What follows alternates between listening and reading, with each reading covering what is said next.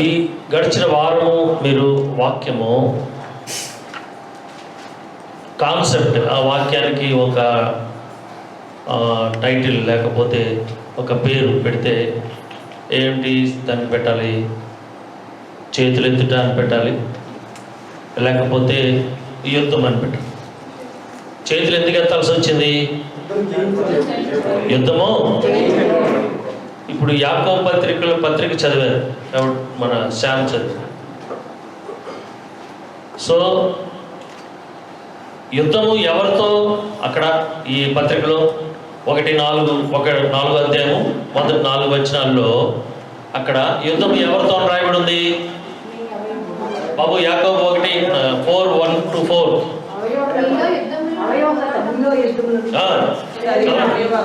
మీలో యుద్ధములను పోరాటములను దేని నుండి కలుగుచున్నవి? మీలో యుద్ధములను పోరాటములను దేని నుండి కలుగుచున్నవి? మీ అవయవములలో పోరాడు మీ భోగేచ్ఛల నుండియే కదా. మీ అవయవంలో ఉండు ఆ భోగేచ్ఛలు. మీకు చెప్తూ ఉంటాను, సరదా, జల్సా, లేకపోతే కాస్ట్లీ లైఫ్, లగ్జరీ లైఫ్ అని చెప్తూ ఉంటాను. భోగేచ్ఛల నుండే కదా. కాబట్టి సరే, అది ఒక భాగం.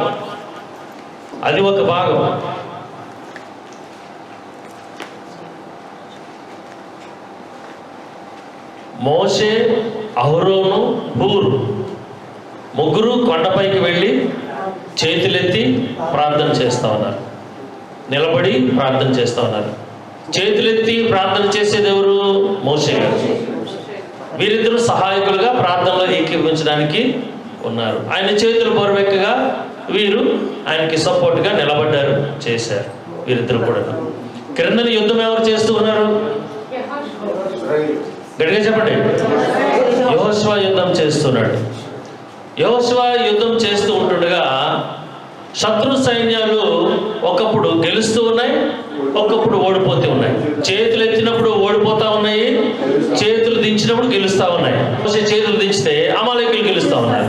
మోసే చేతులు ఎత్తి ఉంచితే ఇశ్రాయేలు గెలుస్తూ ఉన్నారు.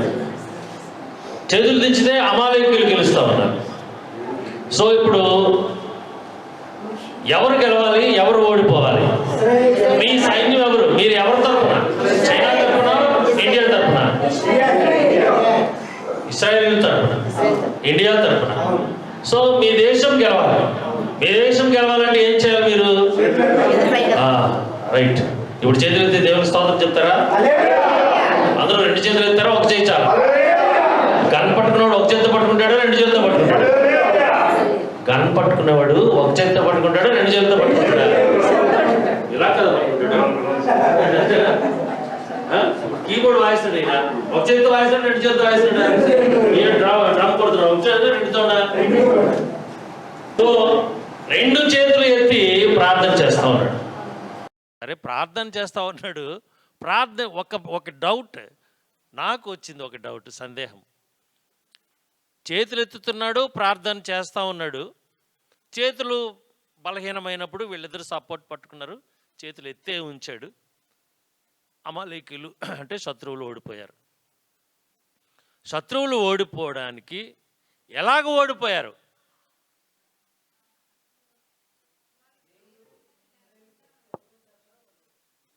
ఓకే, వాళ్ళు ఓడిపోయారు కాబట్టి ఆ గ్రంథాల్లోని వీరు ఈ యుద్ధంలో టోటల్గా బాగా డౌన్ఫాల్ అయిపోయారని, పూర్తిగా నాశనం అయిపోయారని, ఓడిపోయారని గ్రంథంలో దేవుడు రాసుకోమని చెప్పాడు. 15వ వచనంలో 16వ వచనంలో మాటలు ఉంటాయి. ఓకే, సో అసలు ఎలాగ ఓడిపోయారు? లేకపోతే వీరు ఎలా గెలిచారు? అప్పటికప్పుడు గెలవడం ఏంటి, అప్పటికప్పుడు ఓడిపోవడం ఏంటి? అసలు ఎలా జరిగింది? ఇది టెక్నికల్గా చూస్తే నాకు అర్థం అవ్వాలి మనకి. ఇది మీరు చూస్తున్నారు అనుకోండి, యుద్ధం ఈ కిందనే యుద్ధం జరుగుతుంది అనుకోండి, మేడం నుంచి మనం అందరం చూస్తున్నాం. ఆ సైన్యం ఓడిపోతా ఉన్నారు, ఈ సైన్యం గెలుస్తూ ఉన్నారు. కాసేపు పోయినాక ఈ సైన్యం ఓడిపోతా ఉన్నారు, ఆ సైన్యం గెలుస్తూ ఉన్నారు. ఎలా జరుగుతుంది ఇది? దానికి కారణం ప్రార్థన. టెక్నికల్గా, ప్రాక్టికల్గా ఎలా జరుగుతుంది? క్రియారూపకంగా ఇది ఎలా జరుగుతుంది? దేవుని కార్యం జరుగుతూ ఉంది. దూతల ద్వారా జరుగుతూ ఉంది. దేవునికి స్తోత్రం. హల్లెలూయా. నాకు వచ్చింది ఈ సందేహం, ఎవరు నన్ను గుళ్ళో అడగలేదేటి, కనీసం ఫోన్ చేసి కనుక్కోలేదేటి, ఎలాగ జరిగింది, ప్రాక్టికల్గా ఎలా జరిగింది అని అనలేదేటి అని అనుకున్నాను. సరే ప్రార్థన చేసుకుంటే దేవుడు అన్నాడు, సరే ఈ వారం 3 యుద్ధాల గురించి చెప్తూ కానీ 3 యుద్ధాల గురించి చెప్తూ కానీ అన్నాడు. ఎందుకంటే ప్రస్తుతం మనం యుద్ధం చేసే దినాల్లో ఉన్నాం. ఎందుకు అని అంటే మనం కరోనా ఒకటే కాదు, కరోనా మొన్న వచ్చింది, చాలా రకాలు ఉన్నాయి లోకంలో, సమాజంలో చాలా రకాలుగా మనము యుద్ధం చేయవలసి ఉంది. దేవునికి స్తోత్రం. హల్లెలూయా. సో ఈరోజు కూడాను మన సందేహం ఏంటి అని అంటే, ఎన్నో వచనము యుద్ధం గురించిన ఆ గెలుపు, నిర్గమాకాండం 17వ అధ్యాయము ఎన్నో వచనమమ్మా? ఓకే, మధ్యలో యుద్ధం ఎక్కడ ఉంది చూడండి. మన కొరకు మనుషులను ఏర్పరిచి వారిని తీసుకుని బయలు వెళ్ళి అమాలేకీయులతో యుద్ధము చేయము. రేపు నేను దేవుని కర్రను చేత పట్టుకొని ఆ కొండ శిఖరము మీద నిలిచెదనెను. 11వ వచనం. మోషే తన చెయ్యి పైకెత్తినప్పుడు ఇశ్రాయేలీయులు గెలిచిరి. మోషే తన చెయ్యి దింపినప్పుడు అమాలేకీయులు గెలిచిరి. రైట్. యాకోబు పత్రిక 5వ అధ్యాయం 16వ వచనం చదవండి ఒకసారి. మీ పాపములను ఒకనితోనొకడు ఒప్పుకొనుడి, మీరు స్వస్థత పొందునట్లు ఒకని కొరకు ఒకడు ప్రార్థన చేయుడి. నీతిమంతుని విజ్ఞాపన మనఃపూర్వకమైనదై బహుబలము గలదై ఉండును. చాలు. వీరు యుద్ధము చేస్తుంటుండగా అక్కడ ప్రార్థన జరుగుతూ ఉంది. ఎవరి కోసం? యుద్ధ భూమిలో, ఎరీనాలో ఉన్న సైనికుల కోసం, తమ దేశం కొరకు పోరాడుచున్న సైనికుల కోసం మోషే అండ్ హూరు అండ్ అహరోన్ గారు ప్రార్థన చేస్తూ ఉన్నారు. హల్లెలూయా. దేవునికి స్తోత్రం. బాధ్యత మోషేకు అప్పగించబడింది. తన ప్రజలను గెలుపు మార్గంలో నడిపించాలి. మీ అందరినీ దేవుని మార్గములో నడిపించాలి. దేవుని మార్గములో మిమ్మలను అంతం వరకు నడిపించాలి. అంతమంటే పూర్తిగా అంటే మరణము పర్యంతం వరకు, అనగా ప్రభువు వచ్చునంత వరకు, పరలోక రాజ్యములో మీరు ప్రవేశ అర్హత యోగ్యత పొందినంత వరకు, పరలోక రాజ్యంలోనికి వెళ్ళినంత వరకు ఈ లోకములో ఎదురయ్యే ప్రతి యుద్ధమును మీరు గెలిచినట్లుగా మీకు వాక్యము చెప్పి బోధించి బలపరచాల. హల్లెలూయా. దేవునికి స్తోత్రం. దేవునికి స్తోత్రం. మోషేకు ఆ బాధ్యత ఏ విధంగా అప్పగించబడిందో ఇక్కడ మీరు పరలోక రాజ్యములో చేరవలసిన బాధ్యత, మిమ్మల్ని చేర్చవలసిన బాధ్యత నాకు అప్పగించబడింది. హల్లెలూయా. దేవునికి స్తోత్రం. అందుకు తగిన వాక్యము మీకు బోధించబడుతుంది. అది యుద్ధం గురించి చెప్తామా, పాప క్షమాపణ గురించి చెప్తామా, పశ్చాత్తాపము గురించి చెప్తామా, కన్నీటి గురించి చెప్తామా, దర్శనం గురించి చెప్తామా, తెలియదు. కాబట్టి దేవుడు ఏమి చెప్పమంటే అది చెప్తాం. ఈరోజు చదవబడినటువంటి వాక్య భాగంలోని చూస్తే రాజులు 2వ గ్రంథము 6వ అధ్యాయము 8వ వచనం నుంచి. సిరియా రాజు ఇశ్రాయేలులతో యుద్ధము చేయవలెనని కోరి తన సేవకులతో ఆలోచన చేసి ఫలాని స్థలమందు మన దండుపేట ఉంచుదమని చెప్పాను. అయితే ఆ దైవజనుడు ఇశ్రాయేలు రాజునకు వర్తమానము పంపి, ఫలాని స్థలమునకు నీవు పోవద్దు, అచ్చటికి సిరియనులు వచ్చి దిగి ఉన్నారని తెలియజేశాను గనుక ఇశ్రాయేలు రాజు దైవజనుడు తనకు తెలిపి హెచ్చరిక చేసిన స్థలమునకు పంపి సంగతి తెలుసుకొని తన వారిని రక్షించుకొనెను. ఇలాగు మాటిమాటికి జరుగుచూ వచ్చినందున సిరియా రాజు కల్లోలపడి తన సేవకులను పిలిచి, మనలో ఇశ్రాయేలు రాజు పక్షము వహించిన వారెవరైనది మాకు తెలియజెప్పరాదా అని వారిని అడుగగా, అతని సేవకులలో ఒకడు, రాజువైన నా ఏలినవాడా, ఇశ్రాయేలు రాజు పక్షంన ఎవరునూ లేరు గాని ఇశ్రాయేలులోనున్న ప్రవక్తయగు ఎలీషా మీ అంతఃపురమందు మీరు అనుకొనిన మాటలు ఇశ్రాయేలు రాజునకు తెలియజేయనను. చాలు. హల్లెలూయా. సో దైవజనుడు 8వ వచనం నుంచి చూస్తే సిరియా రాజు ఇశ్రాయేలుతో యుద్ధము చేయవలని కోరి తన సేవకులతో ఆలోచన చేశాడు. ఏం ఆలోచన చేశాడు? మనము ఇశ్రాయేలు ప్రజలతో యుద్ధం చేయబోతున్నాం, మీరందరూ సిద్ధంగా ఉండండి, మీరందరూ సిద్ధంగా ఉండండి. ఆ విధంగానే సిరియా రాజు ఏం చేశాడంటే, అతని పేరు కొంచెం మీరు వెనక్కి చదవాల. రాజు తన సైన్యాధిపతిని కొంతమందిని పిలిచి ఒక ఎమర్జెన్సీ మీటింగ్ ఏర్పాటు చేశాడు. ఎమర్జెన్సీ మీటింగ్ ఏర్పాటు చేసి, మనము ఇశ్రాయేలు ప్రజల మీద దండెత్తబోతున్నాం కాబట్టి మీరందరూ సిద్ధంగా ఉండండి యుద్ధానికి అని చెప్పి వారిని సిద్ధపరిచాడు. హల్లెలూయా, దేవునికి స్తోత్రం. అది కూడా ఎక్కడ? ఫలాని స్థలము అని అక్కడ రాయబడి ఉందా లేదా? చూడండి మీరు బైబిల్స్.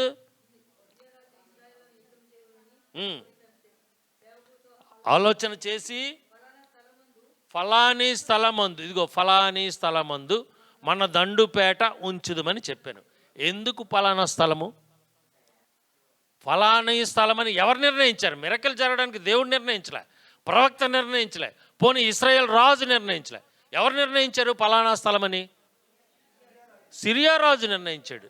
వాడు అన్యుడు, విగ్రహారాధికుడు, ప్రభువుని దేవుని యందు తండ్రి యందు విశ్వాసం లేనివాడు. అతడు నిర్ణయించాడు ఫలానా స్థలము. అంటే అక్కడైతే మనము మన శత్రువులైన ఇశ్రాయేలీయులను బాగా ఓడించగలుగుతాం, జయించగలుగుతాం, తుదమట్టుకు ఓడించగలుగుతాం. అంటే వాళ్ళని పూర్తిగా నాశనం చేయగలుగుతాం. మనకి అనుకూలమైన స్థలం. మనము మన సైన్యాలు బాగా వారిని అధిగమించడానికి, వారిని బాగా ఓవర్టేక్ చేయడానికి అనుకూలమైన స్థలము. మనకి బాగా అన్ని విధాలుగా కలిసి వచ్చే స్థలం. ఇక్కడ నిలబడవచ్చు, అక్కడ నిలబడవచ్చు, ఇక్కడ దాక్కోవచ్చు, ఇక్కడ మాటు ప్రదేశం ఉంది, ఇక్కడ బంకర్ ఉంది. బంకర్ అంటే తెలుసు కదా, బంకర్ అంటే తెలుసు కదా, భూమి లోపల పొరల్లో దాక్కునే. ఎలాగా అక్కడ ఎత్తు ఉంది, అక్కడ గుహ ఉంది, ఇక్కడ కేవ్ ఉంది, ఇలాగా చెప్పాడు అనమాట. యుద్ధ తాలూకా ఆ తంత్రాలన్నీ చెప్పి ఇక్కడైతే మనకు అనుగుణం. మనం వాళ్ళని ఇక్కడికి వచ్చేలాగా చేసి యుద్ధం ఇక్కడ చేస్తే మనమే జయించగలుగుతామని రాజు ఉపాయం పన్నాడు తన యొక్క సైనికులు లేకపోతే ఇతర పరివారం అందరితో కలిసి. 9వ వచనం. అయితే ఆ దైవజనుడు ఇశ్రాయేలు రాజునకు వర్తమానం పంపి, ఫలాని స్థలమునకు నీవు పోవద్దు, అచ్చటికి సిరియనులు వచ్చి దిగి ఉన్నారని తెలియజేశాను గనుక. అయితే ఇశ్రాయేల్ రాజుకు దైవజనుడు వర్తమానం పంపాడు. ఎవరు ఆ దైవజనుడు? అతని పేరు ఏం పేరు? ఏం పేరు అమ్మయ్య? ఎలీషా గారా? వర్తమానం పంపాడు. ఏమని? ఫలాని స్థలమునకు నిన్ను రప్పిస్తారు సుమా, నువ్వు వెళ్ళొద్దు. ఏమీ వెళ్ళొద్దు అంటున్నాడు ఇతను. ఎందుకు వెళ్ళొద్దు అంటున్నాడు? అక్కడ కుట్ర పన్ని, కుయుక్తులు పన్ని మిమ్మల్ని కబళించి వేయడానికి, సమూల నాశనం చేయడానికి తగిన ఏర్పాట్లన్నీ చేశాడు. నీవు కానీ నీ పరివారం కానీ అక్కడికి వెళ్ళొద్దని ఎవరు చెప్పారు? ఎలీషా ఎవరు? ప్రవక్త, దైవజనుడు. ఇతనికి ఎలా తెలుసు? ఆ రాజు ఇతనికి చెప్పాడా? ఏమండి? లేకపోతే ఆ రాజు ఇంట్లో ఇతను దొంగచాటున కూర్చొని విన్నాడా? లేకపోతే అక్కడ ఏమైనా వేగులు వారిని ఏం పేరు సిఐడి వారిని ఎవరినైనా గూఢచారులను పెట్టాడా? ఎలా చెప్పాడు బ్రో? దేవుడు బయలుపరిచాడు. తండ్రి అయిన దేవుడు బయలుపరిచాడు ఎలీషాకు. వెంటనే ఎలీషా ఏం చేశాడు? తన రాజుకి కాబూరు పెట్టాడు. హల్లెలూయా, దేవునికి స్తోత్రం. చూసారా? సో ఎలీషా దేవుని నుంచి తెలుసుకున్న సందేశము రాజుకి తెలియపరిచాడు. మీకేం అర్థమైంది దీనివల్ల? ఏం చేయాలా? దైవజనుని మాటకు విలువ ఇవ్వాలి, లోబడాలి. దైవజనుని ద్వారా దేవుని మాటలు, వర్తమానం, సందేశం దైవజనుడికి ముందుగా తెలియపరచబడతాయి. అది మంచిది కానీ చెడ్డది కానీ.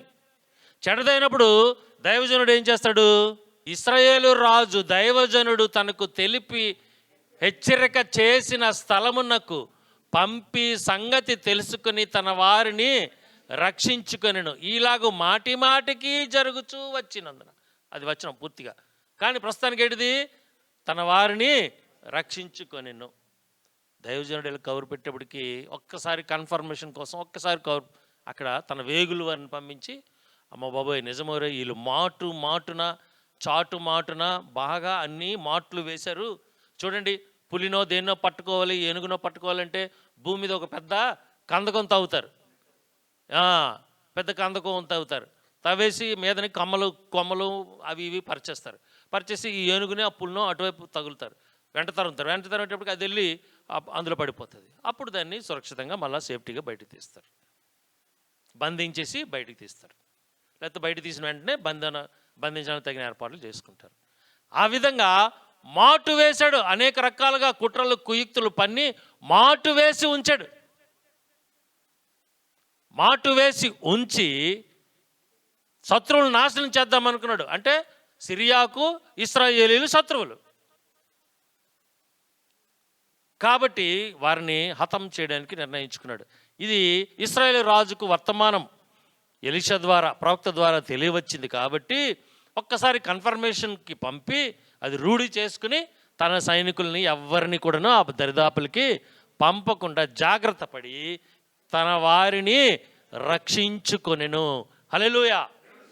ఎందుకోసం ఇంత ప్రయాస? నీ ప్రజలను నీవు రక్షించుకోవడానికి. ఎందుకోసం ఈ ప్రయాస? Light, AC, video, audio, online, offline, ఇవన్నీ ఎందుకు? మిమ్మలను రక్షించుకోవడం కోసం. మీలో ఎవరు త్రోవ తప్పిపోకుండా ఉండడం కోసం, మీలో ఎవరు తప్పుడు మార్గంలో వెళ్లకుండా ఉండడం కోసం, మీరందరూ దేవునిలో క్రమము తప్పిపోకుండా ఉండడం కోసం, మీరందరూ దేవుని వలన ఆరోగ్యవంతులుగాను స్థితిమంతులుగాను ఉండడం కోసం. మీరు ఎందుకు దేవునికి లోబడాలని సేవకుడు అంటే నేను చెబుతున్నాను అంటే మీరందరూ క్షేమంగా ఉండడం కోసం, మీరందరూ సమాధానంగా ఉండడం కోసం. సంతోషం, ఆస్తి, మీకు అవసరాలు దేవుడు తీరుస్తాడు, నేను కాదు. కానీ మీరు ఎలాగుంటే దేవుడు సంతోషపడతాడో మిమ్మల్ని బట్టి ఆ విధంగా మిమ్మల్ని నడిపించడం. హల్లెలూయా. దేవునికి స్తోత్రం. మిమ్మలను రక్షించుకొనుట కోసం ఈలాగు మాటి మాటికి జరుగుచూ వచ్చినందున, చదువు, ఈలాగున సిరియా రాజు కల్లోలపడి తన సేవకులను పిలిచి, మనలో ఇశ్రాయేలు రాజు పక్షంన వహించిన వారెవరైనది మాకు తెలియజెప్పరాదా అని వారిని అడుగగా, సిరియా రాజు ఏమనుకుంటున్నాడు? మన సంస్థానంలో, నా సంస్థానంలో ఎవరో ఇశ్రాయేలు పక్షాన పని చేస్తున్నారు. అర్థమవుతుందా? ఎక్కడి నుంచి వచ్చాం మనం? మోషే, అహరోను, అమాలేకీయులతో యుద్ధం నుంచి ఈ యుద్ధంలోనికి వచ్చాం. ఇందులో మన యుద్ధం సమాజంలో శారీరకంగా, ఆత్మీయంగా మనము ఎదుర్కొంటున్న పోరాటాల గురించి కూడా అప్పుడప్పుడు ప్రస్తావిస్తున్నాము. అది మీరు గ్రహించాలి, తెలుసుకోవాలి. హల్లెలూయా. దేవునికి స్తోత్రం. ఈ యుద్ధము జరుగుతూ ఉంటుండగా అస్తమానం మాటిమాటికి ఇతను ఎన్ని రకాలుగా ఉచ్చులు పన్నినా, కుట్రలు చేసినా, ఐడియాలు వేసినా శత్రువులు ఇతనికి దొరకడం లేదు. ఇలాగున మాటి మాటికి జరుగుతూ ఉన్నందున అతనికి డౌట్ వచ్చింది, అనుమానం వచ్చింది, సందేహం వచ్చింది. అరే, నా సంస్థానంలోనే, నా రాజ్యంలోనే, నా అనుచరుల్లోనే ఎవడో ఒకడు వెళ్ళి ఇశ్రాయేలు ప్రజలకు, లేకపోతే ఆ రాజుకు, ఆ దేశ అధినేతలకు ముందుగానే తెలియపరిచేస్తున్నాడు. లేకపోతే నేను ఎన్నిసార్లు. కాబట్టి ఇశ్రాయేల్ రాజు సందేశం వెళ్ళిపోతుందేమని ఈ సిరియా రాజుకి డౌట్ వచ్చేసి అడిగాడు తన ప్రజల్లో. అప్పుడు అతని సంస్థానంలో నుంచే ఒక సేవకుడు జవాబు చెప్తున్నాడు. ఏమని? అతని సేవకులలో ఒకడు, అమ్మా ఎన్నో వచనం? 12వ వచనం. రైట్, చదువు. అతని సేవకులలో ఒకడు రాజవైన నా ఏలినవాడా, ఆ. ఇశ్రాయేలు రాజు పక్షమున ఎవరునూ లేరు గాని అయ్యా, మీరు సందేహిస్తున్నట్లుగా మన సంస్థానంలో వారికి వర్తమానాలు చెరవేసేవాళ్ళు, ఇక్కడ జరుగుతున్న విషయాలు తెలియపరిచేవాళ్ళు ఎవరు లేరు. కానీ ఇశ్రాయేలులోనున్న ప్రవక్తయగు ఎలీషా ఆ, మీ అంతఃపురమందు ఆ, మీరు అనుకొనిన మాటలు ఆ. ఇశ్రాయేలు రాజునకు తెలియజేయుననెను. ప్రవక్త యొక్క గొప్పదనం ఎవరికి తెలిసిందండి? శత్రు దేశంలో ఉన్న ఒక మామూలు పనివాడు కనిపెట్టగలిగాడు, తెలుసుకోగలిగాడు. హల్లెలూయా, దేవునికి స్తోత్రం.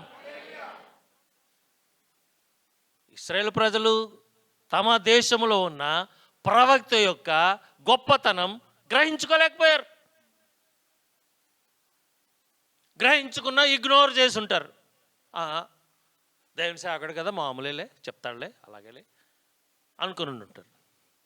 కానీ శత్రుదేశం అంటే సిరియా దేశంలో ఉన్న అంతఃపురంలో పనిచేస్తున్న ఒక మామూలు పనివాడు అక్కడ, అంటే వారికి శత్రువు, ఇశ్రాయేలు రాజ్యంలో జరుగుతున్న ఏం జరిగింది, అక్కడ ఎటువంటి వ్యక్తి ఉన్నాడు, అతను ఎంత గొప్పటి వాడు, అతను దేవుని దగ్గర నుంచి ఏ విధంగా వర్తమానం తీసుకుని తన ప్రజలను సంరక్షించుకోగలుగుతున్నాడు, తగిన కాలమందు తన రాజునకు తగిన వర్తమానాలు అప్ టు డేట్గా ఎలాగ తెలియపరచగలుగుతున్నాడని ఈ మామూలు సేవకుడికి పనివాడికి తెలిసింది. హల్లెలూయా, దేవునికి స్తోత్రం. ఏం చెప్పాడు? ఇశ్రాయేలులోనున్న ప్రవక్తయగు ఎలీషా మీ అంతఃపురం ముందు మీరు అనుకొనిన మాటలు ఇశ్రాయేలు రాజునకు చెప్పేస్తున్నాడండి. ఎప్పటికప్పుడు చెప్పేస్తున్నాడు. అది ఎవరు అనుకుంటారు మీరు? అక్కడ ఒక ప్రవక్త ఉన్నాడు. ప్రవక్త యొక్క గొప్పదనం, ప్రవక్త అంటే ఏటో ఆ పనోడికి తెలిసింది.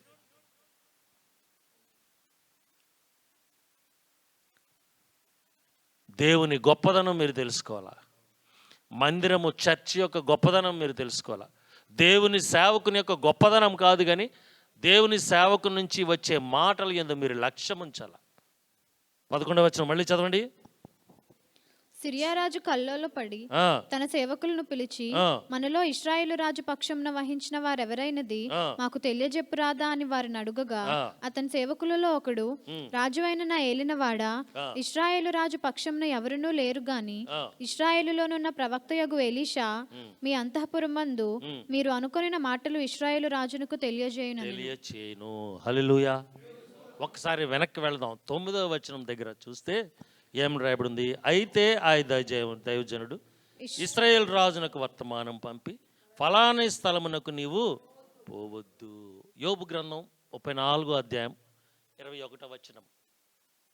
ఆయన దృష్టి నరుల మార్గముల మీద ఉంచబడి ఉన్నది, ఆయన వారి నడకలన్నీ కనిపెట్టి చూచుచున్నాడు. నీవు ఏమి ఆలోచన చేస్తున్నావు, ఏమి కుట్ర చేస్తున్నావు, ఏమి తలస్తున్నావు అన్నీ కూడాను ఆయన. సిరియారాజు ఒక్కడి గురించేనా దేవునికి తెలిసేది? ఇట్ ఇంక్లూడ్స్ యూ అండ్ మీ. మన ఇద్దరి గురించి కూడా తెలుసు, మన అందరి గురించి తెలుసు. ఇప్పుడు మీరు ఇక్కడ కూర్చున్న వాక్యం వింటున్న మీరు మీ మనసులో ఏం ఆలోచిస్తున్నారు, చెవులు ఎలా పనిచేస్తున్నాయి, మనసు ఎక్కడ పనిచేస్తుంది అనేది దేవునికి తెలుసు. ఆయన దృష్టి నరుల మార్గముల మీద ఉంచబడి ఉన్నది, ఆయన నడకలన్నీ వారి నడకలన్నీ కనిపెట్టి, మామూలుగా చూడడం కాదు, watching, keenly watching, deeply watching, జాగ్రత్తగా కనిపెడుతూ ఉన్నాడు.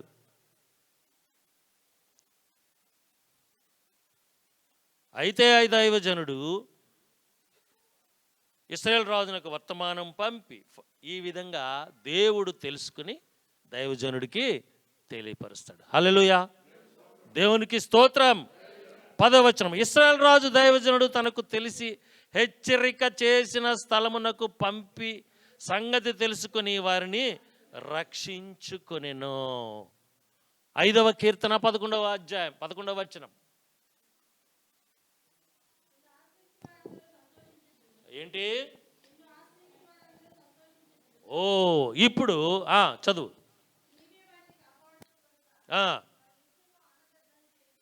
ఇప్పుడు ఎన్ని కుట్రలు సిరియా రాజు పన్నినా వీరు రక్షించబడ్డారా లేదా? ఇశ్రాయేలు సేవ్ చేయబడ్డారా లేదా? తప్పించుకున్నారా లేదా? ఏంటంటున్నాడు? ఈలాగన మాటి మాటికి జరుగుతున్నాయి. సిరియా రాజు ఏమంటున్నాడు? ఎన్నిసార్లు ఐడియాలు వేసినా, ఎన్నిసార్లు యుద్ధ తంత్రాలు పన్నినా మనం మన శత్రువులను పట్టుకోలేకపోతున్నాం. ఏంటి? నాశనం చేద్దాం అనుకుంటుంటే కనీసం పట్టుకోలేకపోతున్నాడు. సైనికులందరినీ నాశనం చేసేద్దాం అనుకుంటే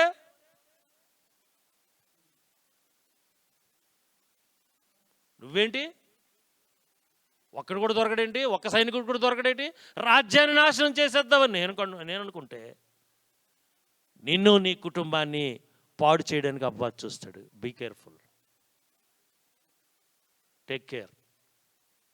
నీవు నీ కుటుంబము దేవుల్లో బలపడకుండా ఏదో రూపంలో, ఏదో రీతిలో, ఏదో విధంగా సమస్యను సృష్టించి ఆర్థికంగా అవ్వచ్చు, అనారోగ్యం ఇవ్వచ్చు, సమస్యలు సృష్టించవచ్చు. ఏదో విధంగా నీవు దేవునిలో బలపడకుండా నిన్ను వెనక్కి లాగుతాడు నీ విరోధి అయిన అపవాది. ఎవరిని మింగుదునా అని వెదుకుచూ తిరుగుచూ ఉన్నాడు. హల్లెలూయా, దేవునికి స్తోత్రం. నువ్వెప్పుడు దొరుకుతావా? ఎక్కడ దొరుకుతావా? ఎలాగ దొరుకుతావా? ఏ స్థలమందు దొరుకుతావా? ఏ పరిస్థితి యందు దొరుకుతావా? ఎటువంటి బలహీన స్థితిలో నువ్వు దొరికిపోతావు అని వెతుకుతూ తిరుగుతున్నాడు కానీ వెతుకుతూనే ఉన్నాడు. దేవుడు కూడా నిన్ను కాస్తూ ఉన్నాడు. ఎలాగ కాస్తూ ఉన్నాడు? నిత్యము కాస్తూ ఉన్నాడు. కేడెముతో కప్పినట్లు నీవు వారిని దయతో కప్పెదవు. హల్లెలూయా, దేవునికి స్తోత్రం. యెహోవా నీతిమంతులను ఆశీర్వదించువాడు. నీవే కేడెముతో కప్పినట్లు నీవు వారిని దయతో కప్పెదు. కావున నీ నామమును ప్రేమించువారు నిన్ను గూర్చి ఉల్లసింతురు. గడిచిన వారం చెప్పుకున్నాం, మోషే ఎందుకు అక్కడ బలిపీఠం కట్టాడు? కృతజ్ఞత. ఎందుకు? ప్రేమించుచున్న వీరందరూ కలిసి దేవుని స్తుతించడానికి. హల్లెలూయా, దేవునికి స్తోత్రం. సిరియా రాజు 11వ వచనం మళ్ళీ ఒకసారి చదవండి. సిరియా రాజు కల్లోలపడి తన సేవకులను పిలిచి, మనలో ఇశ్రాయేలు రాజు పక్షంన వహించిన వారెవరైనది మాకు తెలియజెప్పరాదా అని వారు అడుగగా, అతని సేవకులలో ఒకడు సేవకుల్లో ఒకడు చెప్పాడు. అక్కడ ప్రాఫిట్ ఉన్నాడు, ఎలీషా గారు ఉన్నారు బాబు అని చెప్పాడు. ఆదికాండము 11వ అధ్యాయము 8వ వచనం. అలాగూ యెహోవా అక్కడ నుండి భూమి అందంతటా వారిని చెదరగొట్టెను గనుక వారు ఆ పట్టణమును కట్టుట మానిరి. చూసారండి, సిరియా రాజు సంస్థానములో సైనికుల మధ్య తేడా వచ్చింది. చెదరగొట్టాడు దేవుడు. ఎందుకంటే ఎన్ని యుక్తులు పనినా వీరు కనీసం దేవుని ప్రజలైన ఇశ్రాయేలు దరిదాపులకు కూడా వెళ్ళలేకపోతున్నారు. వీరు అనుకున్న స్థలానికి వారిని రప్పించుకోలేకపోతూ ఉన్నారు. వారిని వీరు ఏమీ చేయలేకున్నారు. హల్లెలూయా, దేవునికి స్తోత్రం, దేవునికి స్తోత్రం. చదువు, ముందుకు చదువు. రాజు అయిన నా ఏలినవాడా, ఇశ్రాయేలు రాజు పక్షంన ఎవరునూ లేరు గాని ఇశ్రాయేలులోనున్న ప్రవక్తయగు ఎలీషా మీ అంతఃపురమందు మీరు అనుకొనిన మాటలు ఇశ్రాయేలు రాజునకు తెలియజేయుననెను. అది దుర్మార్గులను చెదరగొట్టి నీ విషయాలు నీతిమంతులైన వారికి దేవుడు తెలియపరుస్తాడు. హల్లెలూయా, దేవునికి స్తోత్రం. నువ్వెంత ప్రాముఖ్యమైన స్థలములో ఉచ్చులు పన్నినా ఆయన ప్రజలు అందులో చిక్కుకోకుండా దేవుడు వారిని సంరక్షిస్తూ ఉంటాడు, కాపాడుతూ ఉంటాడు. హల్లెలూయా, దేవునికి స్తోత్రం. తర్వాత దైవజనుడి ద్వారా దేవుడు మనకి ఎప్పటికప్పుడు హెచ్చరిక చేస్తూ ఉంటాడు, తెలియపరుస్తూ ఉంటాడు. అలా చెయ్యొద్దు సుమా, ఇలా చేయొద్దు సుమా, అలా వెళ్ళొద్దు. దైవజనుడు ఎలా చెప్తాడు అని అంటే, వెళ్ళొద్దు అని సర్వసామాన్యంగా సాధారణంగా చెప్తాడు. దేవుడైతే అంతకంటే సునిశ్చితంగా చెప్తాడు. స్మూత్గా చెప్తాడు. ఆదాము అవ్వలతో ప్రతిరోజు సాయంకాలం దేవుడు మాట్లాడుతూ ఉండేవాడు. ఎలా మాట్లాడుతుండేవాడు? చల్లని పూట ఎలా మాట్లాడతాడు? చల్లగా మాట్లాడతాడు, మంచి మాటలు మాట్లాడతాడు, సేద తీర్చే మాటలు మాట్లాడతాడు, అపాయము నుంచి తప్పించే ఉపాయపు మాటలు చెప్తాడు. దినవృత్తాంతములు 1 గ్రంథం 28వ అధ్యాయం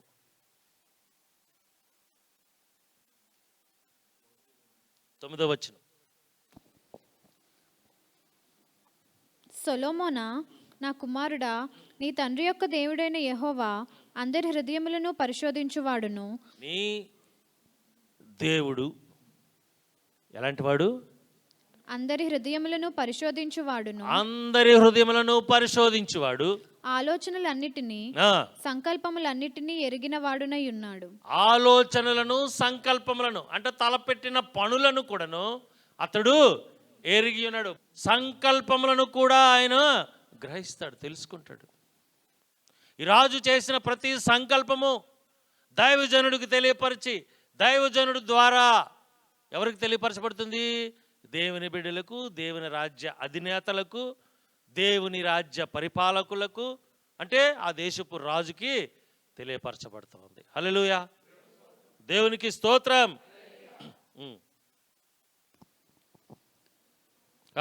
చదువు ముందుకి. నీవు ఆయనను తెలుసుకొని హృదయపూర్వకముగాను మనఃపూర్వకముగాను ఆయనను సేవించుము. హల్లెలూయా, దేవునికి స్తోత్రం. ఇశ్రాయేలు రాజు పేరు యెహోరాము. తర్వాత ఆయనను వెతికిన ఎడల ఆయన నీకు ప్రత్యక్షమగును. చాలు, నీవు కూడా మనస్ఫూర్తిగా వెతికితే ఆయన నీకు ప్రత్యక్షమవుతాడు. హల్లెలూయా. రాజుకి ఎలీషా ద్వారా చెప్పబడిన మాటను బట్టి రాజు కూడాను ప్రార్థన చేసుకుని ఒకనో ఇద్దరినో సేవకులను పంపించి అవన్నీ రూఢి చేసుకుని సేవకుడి మాట ఫాలో అయ్యాడా లేదా? దేవునికి స్తోత్రం. సేవకుడి మాట ఫాలో అయ్యాడంటే ఎవరి మాట ఫాలో అయినట్లు? దేవుని మాట ఫాలో అయినట్లా కదా? దేవునికి స్తోత్రం. హల్లెలూయా, దేవునికి స్తోత్రం. కాబట్టి ప్రియమైన దేవుని బిడ్డలారా, 13వ వచనం. అందుకు చెప్పు, 13వ వచనం. అందుకు రాజు, మేము మనుషులను పంపి అతని తెప్పించినట్లు నీవు వెళ్ళి అతడుండు చోటు చూచి రమ్ము అని సెలవీయగా అతడు దోతానులో ఉన్నాడని వర్తమానం వచ్చెను. ఇప్పుడు సిరియా రాజుకి ఎవరు అవసరమయ్యారండి? ఎవరితో పని పడింది? ఇద్దా సంగతి. వెళ్ళి ఆ ప్రవక్తని పట్టరంటారా బాబు. ఎవరిని? ప్రవక్తని తీసుకురండి చెప్తాను. ఇతడా వాళ్ళకి అన్ని విషయాలు చెప్తున్నాడు, తీసుకురండి చెప్తాను. అతని పని నేను పడతాను. ప్రవక్త అయితే వాళ్ళ గొప్ప, వాళ్ళ రాజ్యంలో గొప్ప, నాకేడు గొప్ప, తీసురా. కాబట్టి రాజు అచ్చటికి గుర్రములను రథములను గొప్ప సైన్యమును పంపెను. వారు రాత్రివేళ వచ్చి నలుదిశలను పట్టణమును చుట్టుకొనగా దైవజనుడైన అతని పనివాడు పెందలకండ లేచి బయటికి వచ్చినప్పుడు, బాబు ఇక్కడ వేసావా? ఏమైంది? ఏమైంది? ఎలీషాను పట్టుకుని వెళ్ళాల, ఎలీషాని అరెస్ట్ చేయాల. ఎలీషాని అంటే ప్రవక్తను ఏం చేయాలా? బంధించి పట్టుకుని వెళ్ళాలా. ఎక్కడికి పట్టుకెళ్ళాలా? సిరియా రాజు దగ్గర తీసుకెళ్ళాలా. హల్లెలూయా. సరే, రాజు ఎలీషాని పట్టుకోవడానికి, దైవజనుడిని పట్టుకోవడానికి ఏటేటి పంపాడమ్మా? ఆ లిస్ట్ చదువు. గుర్రములను రథములను గొప్ప సైన్యమును పంపెను. దైవజనుడిని పట్టుకోవడానికి ఎవరెవరిని పంపాడండి? గుర్రములను, రథములను, రౌతులను, సైన్యములను. ఎవరిని పట్టుకోవడానికి? నాలాడు. ఆ ఎలీషా కూడా నాలాడుడే. అంటే ఆయన గొప్ప. నేను ఆయన కంపేర్ చేసుకోవడం కాదు, అతనికి నాకు ఎక్కడ లేదు, పాదూళ్ళకి కూడా పనికిరాను. ఆయన పట్టుకోవడానికి ఇంతమంది సైన్య సమూహాలను పంపవలసి వచ్చింది. రైట్. చదువు. తర్వాత ఏం జరిగింది? వారు రాత్రివేళ వచ్చి, అమ్మా కొంచెం వెనక్కి చదువు. కాబట్టి రాజు అచ్చటికి గుర్రములను రథములను గొప్ప సైన్యమును పంపెను. వారు రాత్రివేళ వచ్చి నలుదిశలను పట్టణమును చుట్టుకొనగా దైవజనుడైన అతని పనివాడు పెందలకండ లేచి బయటికి వచ్చినప్పుడు గుర్రములను రథములను గల సైన్యము పట్టణమును చుట్టుకొని ఉండుట కనబడెను. చాలు. వీళ్ళు దోతాను అనబడిన పట్టణంలో ఉన్నారు అనుకుంటాను. ఆ బైబిల్ అక్కడ ఉంటుంది ముందుకు వెనక్కు. అదేనా? సో అదేనా? ఆ దోతాను పట్టణంలో ఎలీషా గారు, ఆయన శిష్యుడు, పనివాడు కమ్ శిష్యుడు అక్కడ ఉండినప్పుడు ఏం చేశారు? పనివాడు ఉదయగానే లేచిపోయి, మామూలుగా మనలాగా 9కి 10కి లేగడు, 7, 8కి కూడా లేగడు. పాపం పెందలకాడ లేచిపోయాడు. ఎప్పుడు లేచిపోయాడు? పెందలకాడే లేచిపోయాడు. సో దోతానులో ఉన్నాడని వర్తమానము వచ్చెను. ఎవరు దోతానులో ఉన్నాడు? దీర్ఘదర్శి అంటే ప్రవక్త, అంటే దైవజనుడు ఎలీషా దోతానులో, అంటే తన ఇంట్లో ఉన్నాడండి. ఉదయాన్నే ఎవరు లేచారు? సేవకుడు లేచాడు. సేవకుడు లేచి బయటకు వచ్చి ఇలా కిటికీలో నుంచి చూశాడు. చూస్తే చుట్టూరును ఎవరున్నారు? శత్రు దేశాల సైన్యాలు కమ్మేస్తున్నారు. హల్లెలూయా, దేవునికి స్తోత్రం. చుట్టూరు ముట్టేశారు, ఈ ఇంటిని ముట్టేశారు. ఓ రథాలు, రౌతులు, గుర్రాలు, బగ్గీలు, యుద్ధోపకరణాలు, అవి ఇవి, ఓ నాన్న అల్లకల్లోలంగా ఉంది. చదవమ్మా క్రిందికి. అంతటా అతని పనివాడు, అయ్యో నా ఏలినవాడా, మనం ఏమి చేయుదమని ఆ దైవజనునితో అనగా, అతడు భయపడవద్దు, మన పక్షమున ఉన్నవారు వారికంటే అదుకులై ఉన్నారని చెప్పి, యెహోవా. దైవజనుడు ఏం చెప్పాడండి? వెళ్ళాడు. ఎలీషా గారు, గురుగారు బయట ఇలాంటి పరిస్థితి ఉంది, మీరేమో హాయిగా ఉన్నారు, లోపల బయట ఎంత గందరగోళంగా ఉందో తెలిసిన అని చెప్పాడు. ఇక్కడ ఏమైందండి? సేవకుడు ఎలీషా గారితో చెప్తూ ఉన్నాడు, హల్లెలూయా, మన పక్షాన ఉన్నవాడు ఇక్కడ చుట్టుముట్టిన ఈ సైనికులందరికంటే గనుడు, గొప్పవాడు. హల్లెలూయా, దేవునికి స్తోత్రం. ఇప్పుడు ఏదో పాట పాడారు, లాస్ట్ పాట ఐటమ్ అది. ఎక్కడ కూర్చుని ఉంటాడు ఆయన? సింహాసనం మీద కూర్చుంటాడు. ఎలాంటి సింహాసనము? అత్యున్నతమైన సింహాసనం. అక్కడి నుంచి అందరినీ గమనిస్తూ ఉంటాడు. ఏ సైన్యం ఎక్కడ ఉంది, ఏ సైన్యాధిపతి ఎక్కడ ఉన్నాడు, ఏ రాజు ఎటువంటి కుట్ర పన్నుతున్నాడు, ఏ కుటుంబం ఏ విధంగా ఉంది, ఏ కుటుంబం ఇంటి దగ్గర కూర్చొని ఏం చేస్తూ ఉంది, ఏ కుటుంబం చర్చకు మానేసి ఇంటిలో కూర్చొని ఏం చేస్తూ ఉన్నారు, ఏం చేస్తూ చర్చకు వచ్చిన వాళ్ళు ఏం చేస్తూ ఉన్నారు, చర్చలో ఉన్నవాళ్ళు ఏం చేస్తూ ఉన్నారు, చర్చలో కూర్చొని వారి మనసు ఎక్కడుంది, ఇవన్నీ దేవుడు నిత్యము గమనిస్తూ ఉంటాడు. హల్లెలూయా, దేవునికి స్తోత్రం. చదువు. యెహోవా, వీడు చూచినట్లు దయచేసి వీని కండ్లను తెరవమని ఎలీషా ప్రార్థన చేయగా, యెహోవా ఆ పనివాని కండ్లను తెరవచేసెను గనుక. అతను భయం పోగొట్టడానికి ఎలీషా ఏం చేశాడు? ఆ సేవకుడు కొరకు దేవుణ్ణి అడిగేటప్పటికి దేవుడు అతని ప్రార్థన ఆలకించి సేవకుడు కన్నులు తెరిచాడు.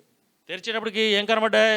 వాడు ఎలీషా చుట్టూను పర్వతము, అగ్ని, గుర్రముల చేత రథముల చేతను నిండియుండుట చూచెను. అప్పుడు ఆ సేవకుడు ఏం చూసాడండి? ఎలీషా చుట్టూరు, అగృహము చుట్టూరు, పనివాడి చుట్టూరు పరలోకము నుంచి పంపబడిన సైన్య సమూహాలు ఉండడము చూచాడు. హల్లెలూయా, దేవునికి స్తోత్రం. దేవుడు నిన్ను కాస్తూ ఉంటుండగా ఈ లోకంలో ఉన్న భూరాజులు కానీ సైన్యాలు కానీ ఏం చేయగలవు చెప్పండి? దేవునికి స్తోత్రం. నిన్నేమైనా చేయాలంటే, నీకు హాని కీడు తలపెట్టాలంటే, నీ చుట్టూ ఉన్న పరలోకపు సైన్యాలని అధిగమించి ఈ భూలోక సైన్యాలు రావాలి. అలా జరుగుతుందా? అది జరిగే పనేనా అసలు? హల్లెలూయా, దేవునికి స్తోత్రం. ఇది నీవు నమ్మితే నీకు జరుగుతుంది, ఎలీషాక కాదు, టు యు. ఇక్కడ ఎవరు ఈ మాట యందు సంపూర్ణ నమ్మకము, విశ్వాసము, దేవుని యందు భక్తి, భయము ఉంచుతారో, it happens in your life. There is no time limitation. అది ఇప్పుడు జరుగుతుంది, రేపటి నుంచి జరగదు, ఆదివారం గుళ్ళో జరుగుతుంది, లేకపోతే సోమవారం ఆదివారం విన్నారు కాబట్టి సోమవారానికి పర్లేదు కాదు. ఇన్ యువర్ లైఫ్, నీ జీవితం అంతట్లో నీవు నమ్మకం కలిగి ఉంటే, దేవునికి లోబడి ఉంటే ఇవి జరుగుతాయి. నువ్వు వింటున్నవి నీ ద్వారా కూడా దేవుడు చేపిస్తాడు, తన నామాన్ని మహింపరుచుకుంటాడు. No doubt at all. Hallelujah. దేవునికి స్తోత్రం, దేవునికి స్తోత్రం. చదవమ్మా. ఆ దండువారు అతని సమీపించినప్పుడు ఎలీషా, ఈ జనులను అంధత్వముతో మొత్తమని యెహోవాను వేడుకొనుగా, ఆయన ఎలీషా చేసిన ప్రార్థన చొప్పున వారిని అంధత్వముతో మొత్తెను. వారందరినీ అంధత్వముతో మొత్తమని ఎలీషా ప్రార్థన చేశాడు. దేవుడు ఏం చేశాడు? నేను మొత్తం రా బాబు అని అన్నాడా? మొత్తేశాడు. హల్లెలూయా. దేవునికి స్తోత్రం. తర్వాత అప్పుడు ఎలీషా, ఇది మార్గము కాదు, ఇది పట్టణము కాదు. మీరు నా వెంట వచ్చిన ఎడల మీరు వెదుకువాని యొద్దకు మిమ్మల్ని తీసుకుని పోదునని వారితో చెప్పి షోమ్రోను పట్టణమునకు వారిని నడిపించెను. వారు షోమ్రోనులోనికి వచ్చినప్పుడు అతడు, యెహోవా, వీరు చూచినట్లు వీరి కండ్లను తెరవమని ప్రార్థన చేయగా యెహోవా వారి కండ్లను తెరవజేసను గనుక వారు తాము షోమ్రోను మధ్య ఉన్నామని తెలుసుకొనిరి. హల్లెలూయా. దేవునికి స్తోత్రం. వీరందరికీ అంధత్వం వ్యాపించేసింది, సిరియా సైన్యాలందరికీ. ఎలీషా వాళ్ళ దగ్గరికి వెళ్ళాడు. మీరు వెతుకుతున్న మనిషిని మీకు చూపిస్తాను పదండి అని ఆ షోమ్రోను రాజు, అంటే ఇశ్రాయేల్ రాజు దగ్గరికి తీసుకుని వెళ్ళాడు. ఇది రాజుగారి భవంతి, ప్యాలెస్, లోపల ఉన్నారు, కావాల్సింది ఏదో చేసుకోవచ్చు అన్నట్లుగా తీసుకుని వెళ్ళి అక్కడ పెట్టేశాడు. పెట్టేసి అక్కడ నిలబెట్టి ప్రభు దగ్గర ప్రార్థన చేశాడు. ప్రభువా, వీరి కన్నులు తెరవండి అని ప్రార్థన చేయగా దేవుడు వారి కన్నులు తెరిచాడు. చూశాడు. బాబు, ఇదే రాజుగారి భవంతి, లోపల ఉన్నారు రాజుగారు. ఇది షోమ్రోను పట్టణంలో మీరున్నారు. ఇందాక మా ఇంటి చుట్టూరు ముట్టుకున్నారు. మీకు కావాల్సింది నాకంటే ముఖ్యం మా రాజుగారు, మా దండు, మా సైన్యం, మా రాజ్యం. కాబట్టి ఇదిగో క్యాపిటల్ సిటీలో మీరున్నారు.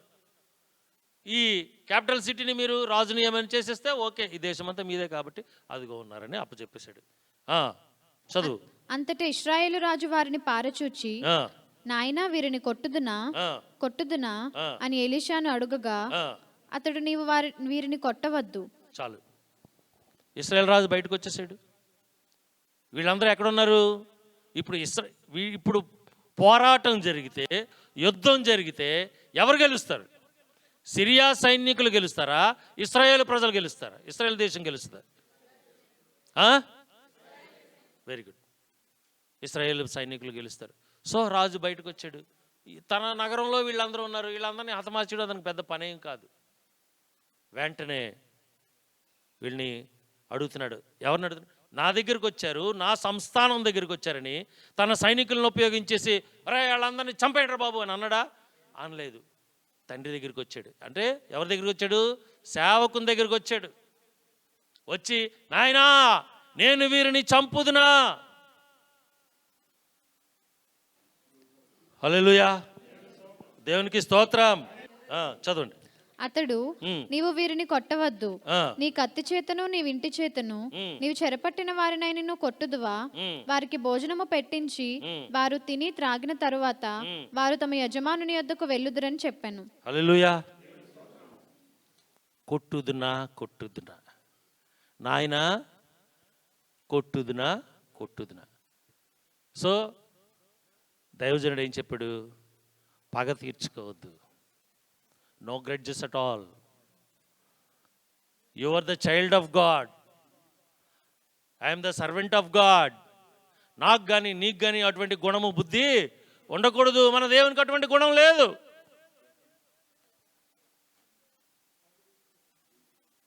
పగ తీర్చుకోవద్దు. పగ తీర్చుకోవడం నీ పని కాదు.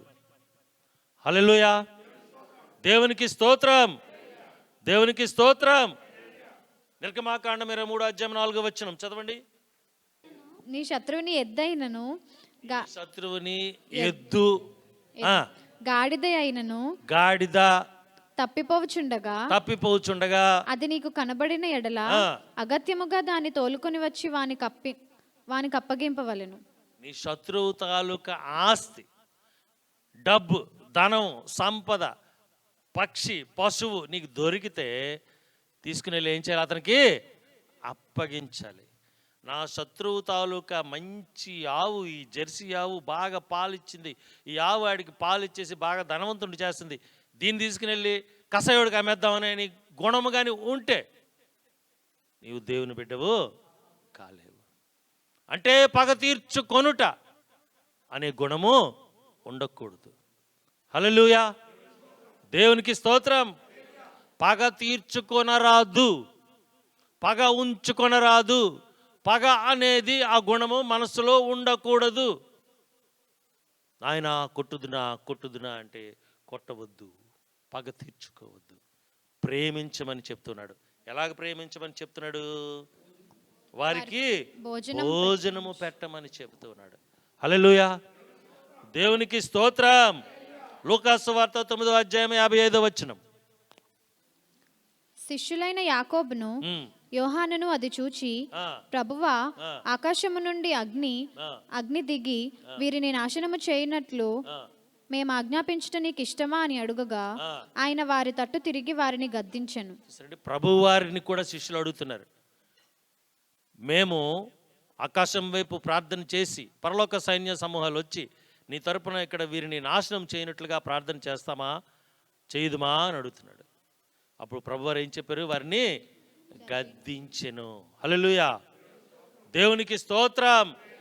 కీడుకు ప్రతి కీడు చేయకూడదని దేవుని వాక్యం సెలవిస్తుంది. హల్లెలూయా, దేవునికి స్తోత్రం. అయితే మరి ఏం చేయాలా? ప్రేమించమని చెప్తున్నాడు.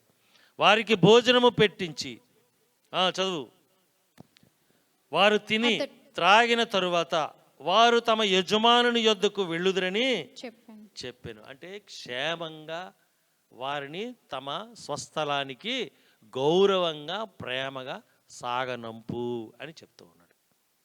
హల్లెలూయా, దేవునికి స్తోత్రం. అతడు వారి కొరకు విస్తారమైన భోజన పదార్థములను సిద్ధపరచగా వారు అన్నపానములు పుచ్చుకొని రాజు సెలవు పొంది తమ యజమానుని యొద్దకు పోయిరి. హల్లెలూయా, విస్తారమైన భోజన పదార్థాలు వడ్డించాడట. ఎటువంటి భోజన పదార్థాలు వడ్డించాడు?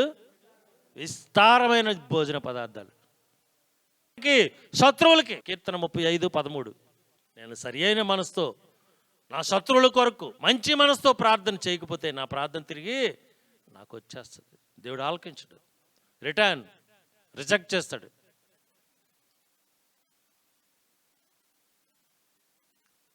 నీ శత్రువుల కొరకు, వారి మార్పు కొరకు, వారి యొక్క ఎదుగుదల కొరకు, వారి కూడా దేవుని వైపు తిరిగేలాగున నీవు ప్రార్థన చెయ్యకపోతే, ఉపవాసం అవసరమైతే ఉపవాసం ఉండాలా, గోనెపట్టు కట్టుకోవాలా, నిద్ర మానుకోవాలా, ప్రార్థన నీ శత్రువుల కొరకు నీవు చెయ్యాలా. చేస్తే నీ శత్రువు నీకు ఎలా మారుతాడు? మిత్రుడుగా మారుతాడు, స్నేహితుడిగా మారుతాడు, బంధువుగా మారుతాడు. విస్తారమైన భోజన పదార్థములను సిద్ధపరచగా వారు అన్నపానలు పుచ్చుకుని రాజు సెలవు పొంది తమ యజమానుని యొద్దకు పోయిరి. అప్పటి నుండి సిరియన్ల దండువారు ఇశ్రాయేలు దేశంలోనికి వచ్చుట మానిపోయాను. అందుకే నేను చదివాను క్లోజింగ్. ఇశ్రాయేలు దేశంలోనికి సిరియనులు వచ్చుట మానేశారు. హల్లెలూయా, దేవునికి స్తోత్రం. దెబ్బకి దెయ్యం వదిలింది అంటారు చూసారా? ఎలా వదలగొట్టారు? ప్రేమతో వదలగొట్టారు. సో ఈరోజు వాక్యం ద్వారా ఏం తెలుసుకున్నారు? శత్రువుల్ని ప్రేమించాలి. హల్లెలూయా. ఇంకా లోబడాలి, శత్రువుల్ని ప్రేమించాలి. కొంతమంది భార్యాభర్తలే శత్రువులు. ఏమి ప్రేమలు ఉండదు. తర్వాత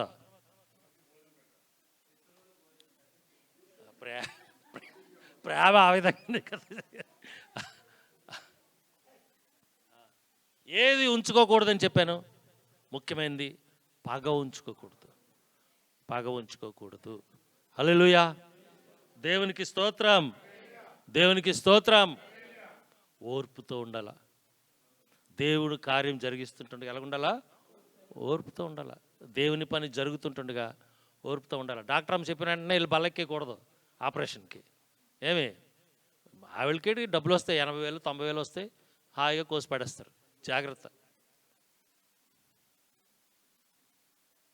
ఇంకో యుద్ధం, మీకు 3 యుద్ధాలు చెప్పాను.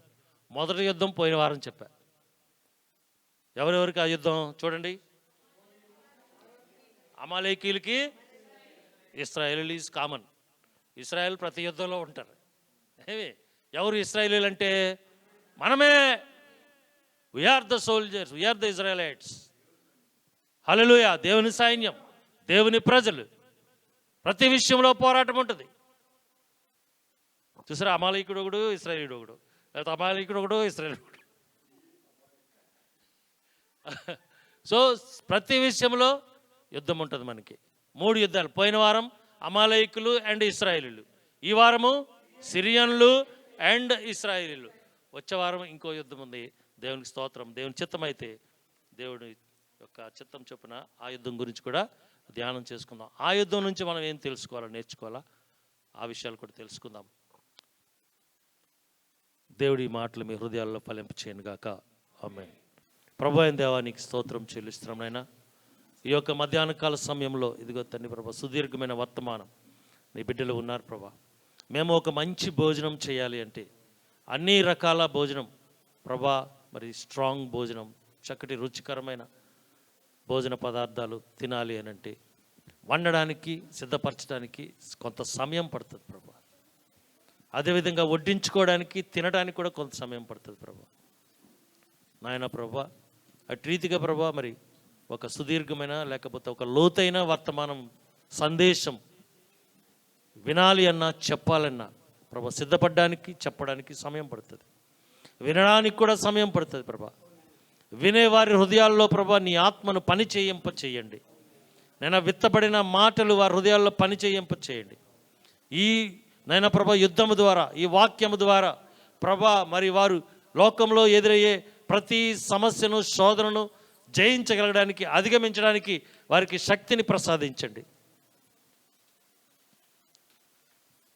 నైనా ప్రభా ఎన్నో నైనా ప్రభా లోకంలో పోరాటాలు ఉన్నాయి ప్రభా. ప్రతి పోరాటంలో నీ బిడ్డలకు న్యాయము చేయండి. వారు కూడా తప్పుడు విషయాల కొరకు పోరాటాలకి వెళ్లకుండా యథార్థమైన రీతిగా నడుచుకోవడానికి సహాయం దయచేయండి. నీ దయగల హస్తం ప్రతి ఒక్కరి మీద ఉంచండి తండ్రి. మరి ఈ మాటలు నాయనా ప్రభా వారి హృదయాల్లో ముద్రించి, సిద్ధపరిచి నాయనా ఆ జీవపు మాటల ద్వారా, విత్తబడిన వాక్యం ద్వారా వారు నడుచుకోవడానికి కృప చూపించండి. మీరే మహిమ, ఘనత, ప్రభావాలు పొందండి. యేసు నామములో ప్రార్థన అడుగుచున్నాం తండ్రి. ఆమేన్.